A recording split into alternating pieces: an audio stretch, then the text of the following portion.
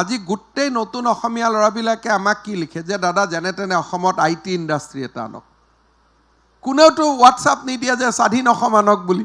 এটা কোনোবাই গ্ৰেনেড মাৰিলে পুলিচেতো একশ্যন ল'ব লাগিব। মই পুলিচক হাক নিদিওঁ যে you stop operation against ULFA, that is beyond my jurisdiction. আমিতো দিল্লীক ভয় নকৰোঁ, এতিয়াতো দিল্লী আমাৰ হাততে আছে। এতিয়া আমি কাক ভয় কৰোঁ? বাংলাদেশৰ পৰা নতুন অতিথিখিনিকহে আমি ভয় কৰোঁ। From IB that I have asked my all minister, all MLA, all people to talk with him. তো ক'ব ফোনত যে আজি আমাৰ ইয়াত এখন মেডিকেল কলেজ হৈ গ'ল, আজি আমাৰ ইয়াত নতুন ৰাস্তা এটা হৈ গ'ল। He must know' that Assam is changing. পুলিচকো কৈছোঁ যে কাৰোবাৰ লগত পৰেশ বৰুৱাই ফোনত কথা পাতিলে don't track him. Paresh Baruah ডাঙৰীয়াৰ লগত মই 3 মাহ 6 মাহত ফোনততো কথা পাতি থাকোঁ আৰু সংবাদৰ কোনো কমি নাই। তেওঁৰ লগত এভৰি 3 months, এভৰি 4 months মই এতিয়াও ভাবি থৈছোঁ যে নেক্সট 6-7 দিনত এবাৰ কথা পাতিম। চ' অসমৰ মুখ্যমন্ত্ৰী আগত তেওঁৰ লগত কথা পতা নাছিল। চ' now I talk to him directly. ভাই কি কথা আছে কওক, ময়ো আপোনাৰ কথাখিনি ক'ম, আপুনি মোৰ কথা ক'ম। পৰেশ বৰুৱাৰ অসমক যে ভাল পায় তাৰ ওপৰত মোৰ ডাউট নাই, কিন্তু ইয়াত আহিলে তেখেতে গম পাব যে অসমৰ পৰিৱেশটো ক'ৰ পৰা প্ৰব্লেমেটিক হৈ আছে। Now in entire Alpha Charter, the illegal immigrants from Bangladesh is not being recognized as a problem. এটা যদি আমি স্বাধীন অসম ল'ব লাগে আৰু স্বাধীন অসমত যদি অসমীয়া মানুহ এজনে মুখ্যমন্ত্ৰী হ'ব নোৱাৰে, এইখন স্বাধীন অসমৰ কি ভেলু আছে? সেইকাৰণে মই মনত সদায় মোৰ এটা ধাৰণা যে 30 বছৰ আগত যিজন পৰেশ বৰুৱা অসমৰ পৰা ওলাই গৈছিল, তেওঁ যদি 30 বছৰ পিছত অসমত আহে, তেওঁৰ চাৰ্টাৰ অফ ডিমাণ্ড নিজে নিজে চেঞ্জ হৈ যাব। কাৰণ আজি ধুবুৰীত গৈ কোনখন স্বাধীন অসম ল'ব? মানকাছাৰত গৈ কোনখন স্বাধীন অসম ল'ব? আজি আপুনি এইকাৰণে মই ভাবোঁ যে we have believe that constant discussion, negotiation and opening up channels with Paresh Borua আজি নহয় কালি আমাক ৰিজাল্ট দিব। সেইকাৰণে মই আগতে মন্ত্ৰীয়ে ফোন কৰিলে সেই IB কলি নাই, SB কলি নে নাই, মই কৈছোঁ চবেই কথা পাতিব। আগতে I inform IB that I have asked my all minister, all MLA, all people to talk with him. তো ক'ব ফোনত যে আজি আমাৰ ইয়াত এখন মেডিকেল কলেজ হৈ গ'ল, আজি আমাৰ ইয়াত নতুন ৰাস্তা এটা হৈ গ'ল। He must know' that Assam is changing.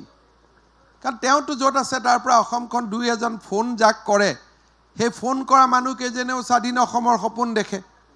কিন্তু যদি আপোনাকো ফোন কৰে, মোকো ফোন কৰে, সকলোকে ফোন কৰে, কথা পাতে, মই পুলিচকো কৈছোঁ যে কাৰোবাৰ লগত পৰেশ বৰুৱাই ফোনত কথা পাতিলে ডোণ্ট ট্ৰেক হিম।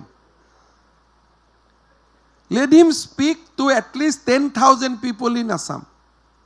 তেওঁ গম পাব যে অসমৰ মানুহৰ মানসিকতা ক'ত, অসমৰ মানুহৰ কষ্টটো ক'ত, অসমৰ মানুহৰ বেদনা ক'ত, অসমৰ মানুহে কি বিচাৰিছে। আজি গোটেই নতুন অসমীয়া ল'ৰাবিলাকে আমাক কি লিখে যে দাদা যেনে তেনে অসমত IT ইণ্ডাষ্ট্ৰী এটা আনক। কোনেওতো হোৱাটছআপ নিদিয়ে যে স্বাধীন অসম আনক বুলি।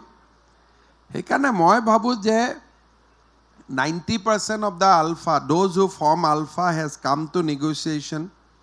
এটা বহুত দিনৰ পৰা চেণ্ট্ৰেল গভৰ্ণমেণ্টৰ লগত এটা কথা চলি আছে যে আলফাৰ আন্দোলনত মৰা আলফাৰ কেডাৰসকলৰ ফেমিলিক আমি কিবা এটা সাহাৰ্য দিব লাগেনে নাই। নাও তেওঁলোকে কয় এইবিলাকতো মিলিটেণ্ট আছিল, তেওঁলোকৰ ল'ৰা ছোৱালীক কেনেকৈ আমি সাহাৰ্য দিম? মোৰ আৰ্গুমেণ্টটো হ'ল তেওঁলোক মিলিটেণ্ট আছিল, কিন্তু লগত অসম প্ৰেমীও আছিল। ৰাস্তা ভুল হ'ব পাৰে, কিন্তু অসমক ভাল পাইহে গৈছিল। গতিকে সেই 3,000 ফেমিলিৰ পৰিয়ালক আমি যদি সকলোকে কিবা দি পেলাই চামহাও ৰিহেবিলেট কৰিছোঁ, তেওঁলোকক আমি ৰিহেবিলেট কৰিব পাৰোঁ নে নাই?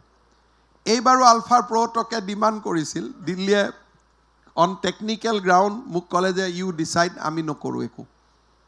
কিন্তু আই থিংক আমি যেতিয়া ৰিচ আউট কৰিম, আজি ধৰক মই এটা নামেই ল'লোঁ যে ছাপ'জ ৰাজেন শৰ্মাই নলবাৰীত বহুত দিন আগতে মৰি গৈছিল। নাও তেওঁৰ পৰিয়ালটোৰ ঘৰত আমিতো উপস্থিত হ'ব লাগিব।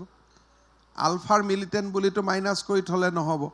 চ' we have taken that list of 2,100 Asomiya যুৱকৰো নাম আমি লৈছোঁ, যাৰ যোনে এজ আলফা মৰিছে 700 পুলিচ মৰিছে সকলোৰে ঘৰত এতিয়া আমি একোটাকৈ চাকৰি দিলোগৈ ফাইনেলি দিছ ইয়াৰ 4,500 ইনোচেণ্ট মানুহ মৰিছিল তেওঁলোকক আমি কম্পেনচেশ্যন বিভিন্ন পৰ্যায়ত দিছোঁ মই ভাবোঁ যে এই কথাবিলাক পৰেশ বৰুৱাই গম পাই গৈ থাকিলে definitely he will B A change person সেইকাৰণে মই কোনো মোক স্বাধীন অসম ভুল ডিমাণ্ড পৰেশ বৰুৱা আহিলে গুলিয়াই দিম মাৰি দিম I am not on that police আৰ্মিয়ে যি কৰে কৰি থাকিব that is their job but as a political head of the state my job is to reach out I want to reach out to him. এটা কোনোবাই grenade মাৰিলে পুলিচেতো action ল'ব লাগিব মই পুলিচক হাক নিদিওঁ যে you stop operation against ULFA that is beyond my jurisdiction I will not say army that you don't do operation against ULFA কিন্তু মই ভাবোঁ যে Paresh Baruah must know' about the changing reality of Assam এটা অসমৰ ভয় ক'ৰ পৰা আমিতো দিল্লীক ভয় নকৰোঁ এতিয়াতো দিল্লী আমাৰ হাততে আছে এতিয়া আমি কাক ভয় কৰোঁ বাংলাদেশৰ পৰা নতুন অতিথিখিনিকহে আমি ভয় কৰোঁ গতিকে এই কথাবিলাক আমি খোলাখুলিকৈ তেওঁৰ লগত পাতিব লাগে আৰু মইতো ভাবোঁ তেওঁক যোনেই ফোন কৰে তেওঁৱেই তেওঁক ৰিকুৱেষ্ট কৰিব লাগে যে দাদা অসমখন চেঞ্জ হৈছে আপুনি আহি যাওক সেইকাৰণে মই লাগি আছোঁ যে তেওঁক যেনে তেনে অসমত এটলিষ্ট 15 ডেজৰ কাৰণে আহকচোন